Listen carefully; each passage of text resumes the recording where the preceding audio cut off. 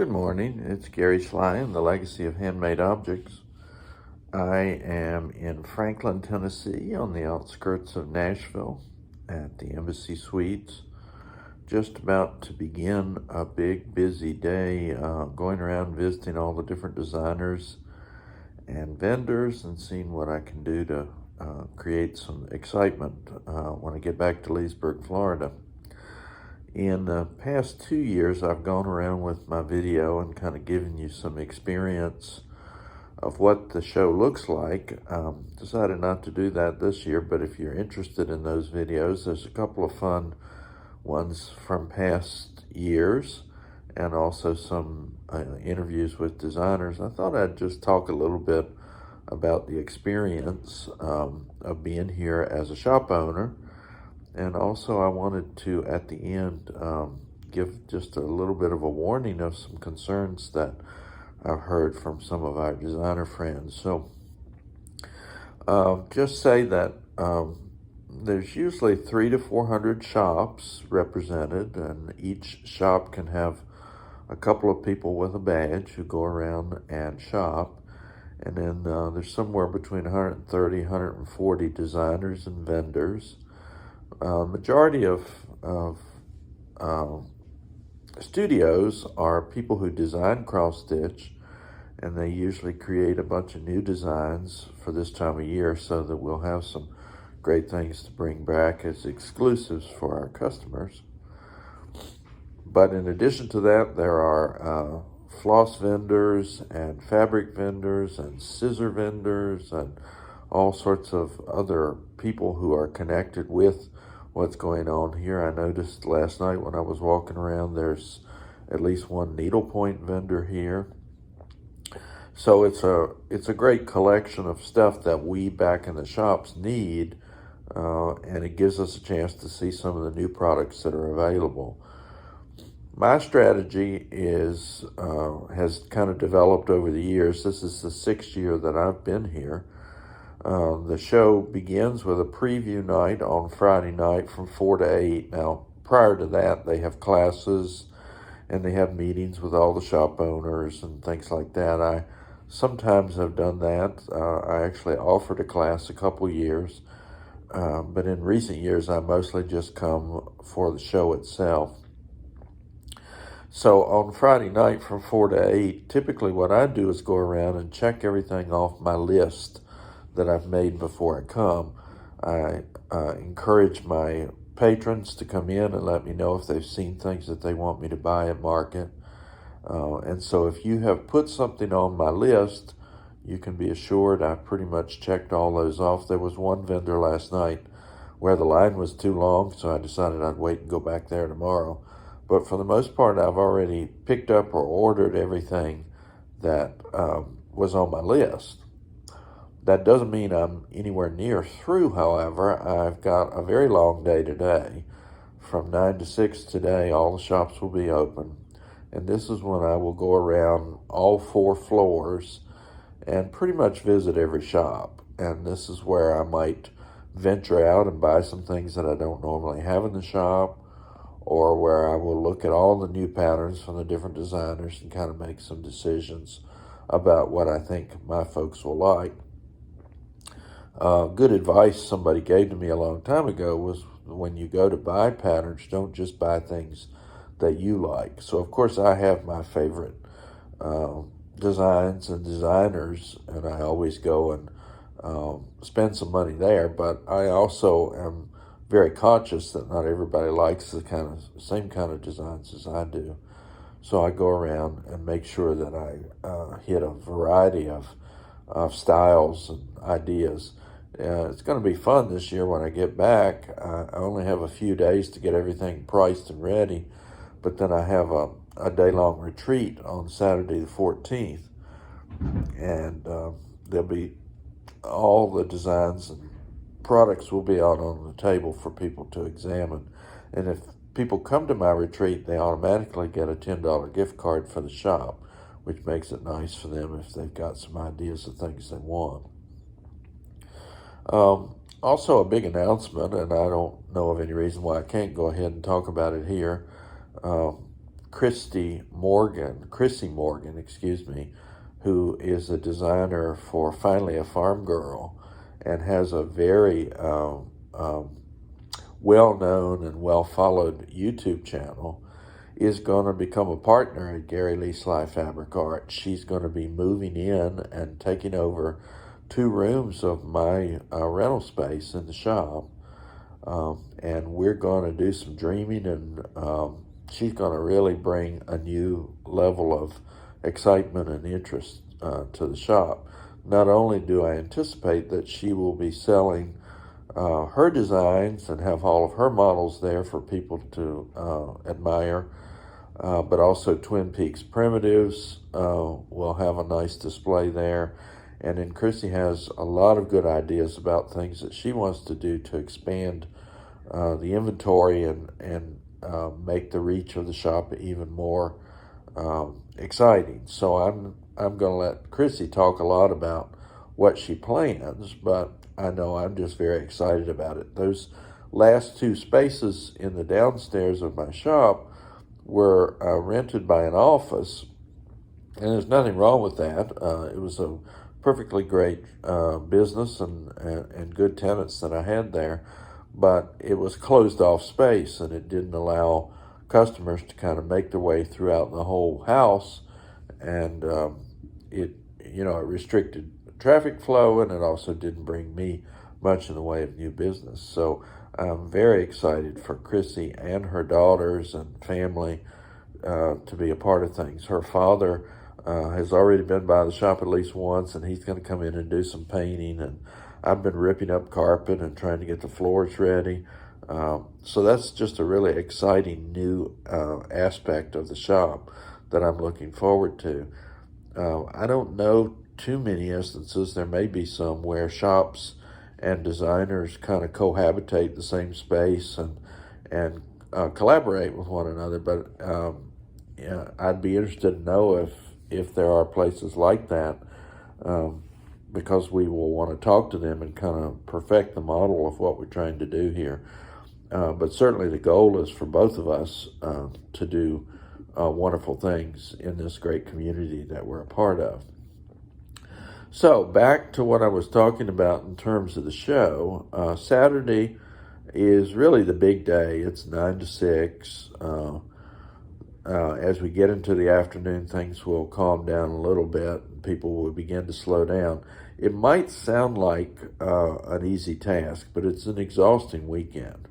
I find that the idea of trying to figure out what I want to spend money on, spending large amounts of money, which I'm not used to doing as a shop owner, and just the physical exertion of going around and talking to everybody and looking at all the products is quite tiring. So I take my time on Saturday. I've already checked off my list pretty well. So Saturday means I'll just go around, really spend time in the different shops, get a chance to look at new things that I may have seen in preview emails or online, but which I really want to talk about a little more. For instance, I keep hearing a lot about this lotion that people like to put on their hands, which does not interfere with your stitching.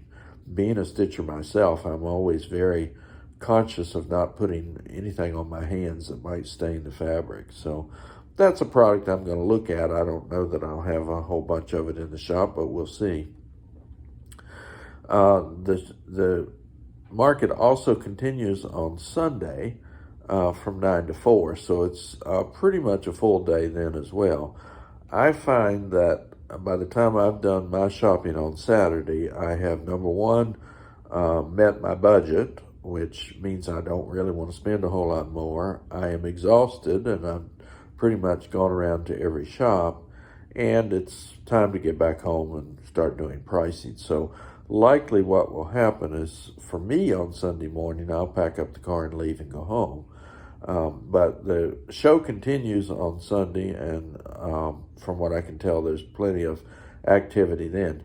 You know, they're really large shops here who come in buying cases and cases of stuff. Generally, even though I, for me, feel like I spend a lot of money at market, I don't have huge volumes of things. I tend to buy 2, 3, 6 of the same pattern rather than dozens and dozens. I'm kind of an old fart, and I really enjoy the shop that I have, and I'm not dying to have hundreds of patrons every day.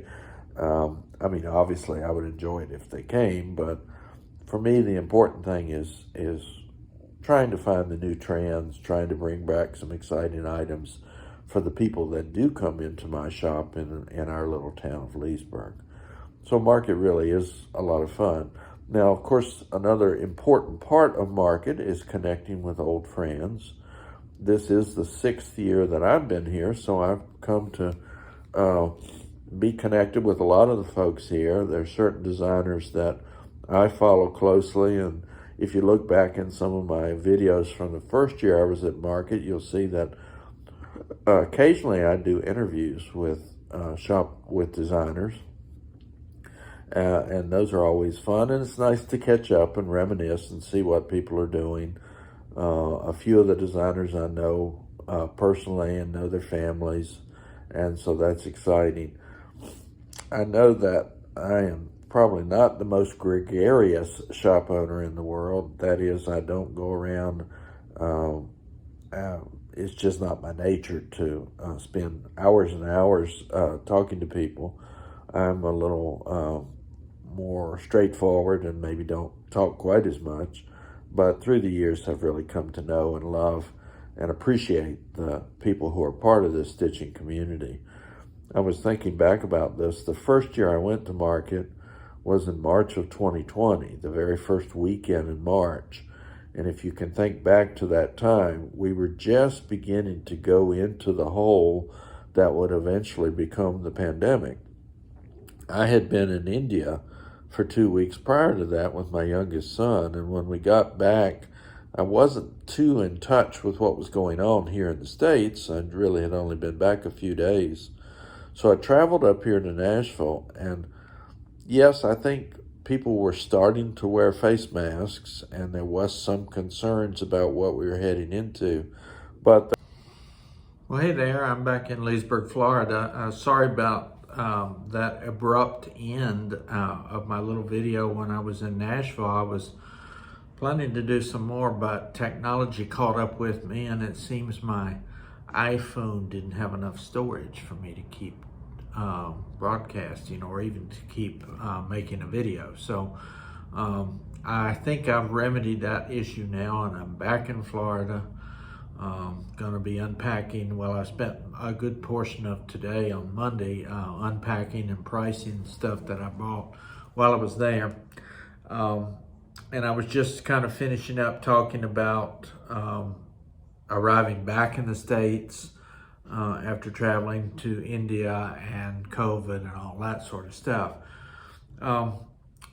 And the other thing that I promised when I was talking on that first part of the video was to just give a little bit of a warning or a concern that I've heard a lot of while I've been around designers and shop owners and vendors in Nashville this week.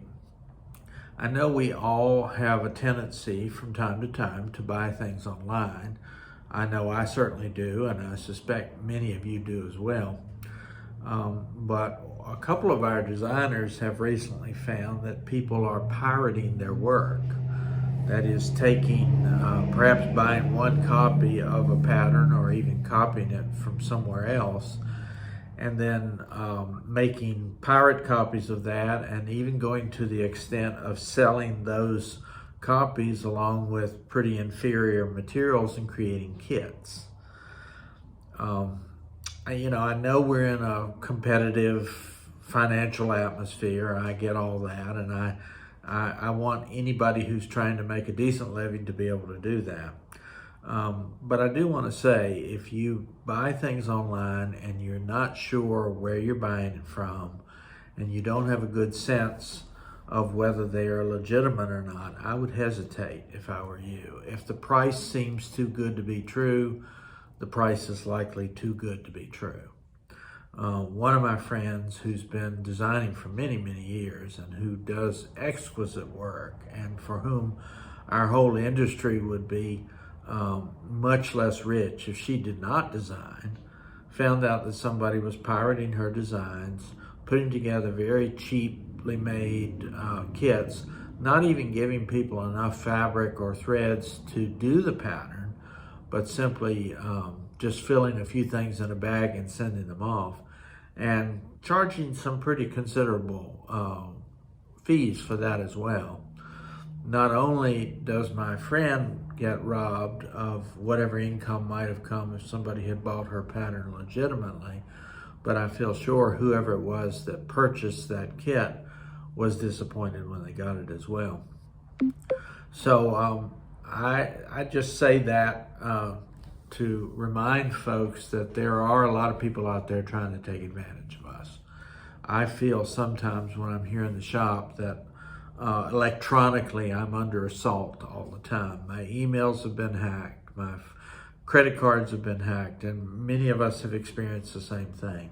And I'm just I'm just trying to run a little business here. And so are the designers, and so are the vendors who are legitimately trying to bring us the wonderful products that we need. It's been tough lately. Many of the products that we traditionally get from Europe and other parts of the world have had extra fees and things like that attached to them. I've had some trouble recently even just getting DMC threads again, and that's really kind of the foundation of our industry. So I guess I would urge some patience, I would urge some caution, and I hope that if you have any questions about who are legitimate dealers and how to get a hold of stuff, that you will contact your local needlework shop or a designer or someone who has some stake in the industry, and really try to do a little bit of diligence before you put money in the pockets of people who are trying to steal from all of us. That's just, a little bit of a concern that I have, and I'm certainly not judging people who buy things online. You may live in areas where it's very hard to find the products that we talk about and enjoy so much. But I feel like most of us who own shops and most designers are very conscious of shortages and would be very happy to do what we can to try to help folks. So just a thought there as we finish up. I'm gonna go back and get to work on some new things here, and it's gonna be a busy week, and I've got my big retreat coming up. So for now, this is Gary Sly, and it's the legacy of Handmade Up.